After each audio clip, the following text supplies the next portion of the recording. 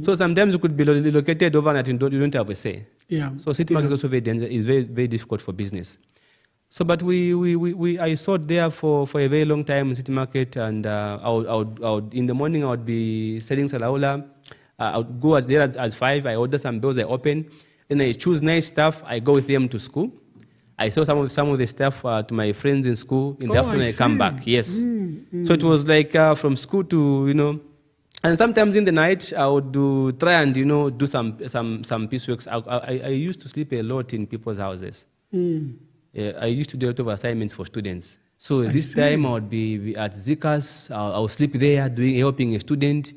Or maybe I would be at Unza, Cavendish, even in Kabwata, I would be in Kabwata. There's some girls from Kabwata would say, no, come to Kabwata.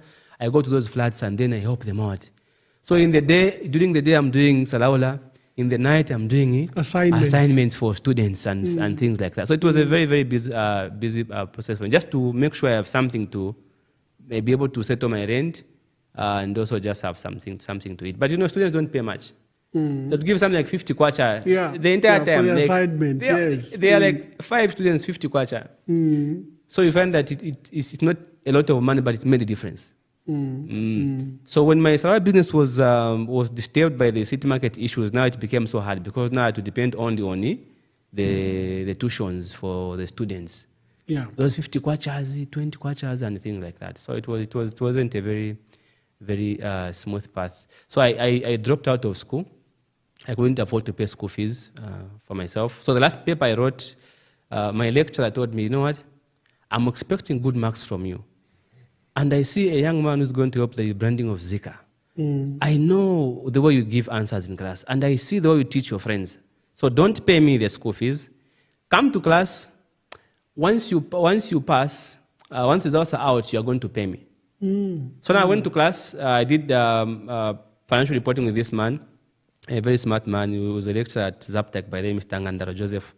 And then I passed. I got a lot of marks. He told me, I told you I had confidence in you. I was actually his best student. I told you would get good marks. So now, but again, I still couldn't go back to the other courses because other lecturers didn't know, I didn't have that relationship with them. So I said, no, I don't want to be in debt because of my school. So what I'll be doing, I'll be studying ahead. I teach my friends. When they pay me, I just pay for my exam fees. So most of the courses I've done from the degree level and the master's level, I was never in class. I would just study ahead. I go to school. I teach those who are in class. I do assignments for them. They pay me something. I pay my exam fees. That's brilliant. That's brilliant. So that's how come I managed to do my chartered accountants all the way from the application level, which is the degree level, and all the way to the master's level, the advanced level. Then I was done. I was never in class.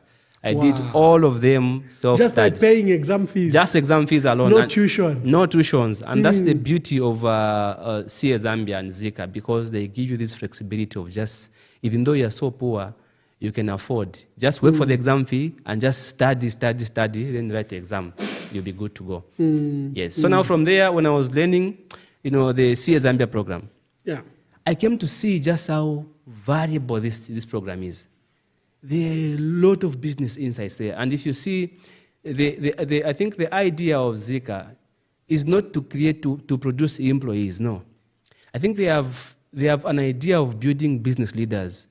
Because the way the program has been structured, if you just, because for me, I wasn't learning for the exam. The exam was not my problem. I knew if I pay exam fees, I'm going to pass.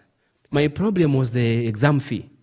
I had no problem passing. I had a problem paying the exams. So when I was studying, I wasn't studying for the exam. I was studying to know so that I can apply that knowledge, because I knew if I don't know, I won't teach somebody.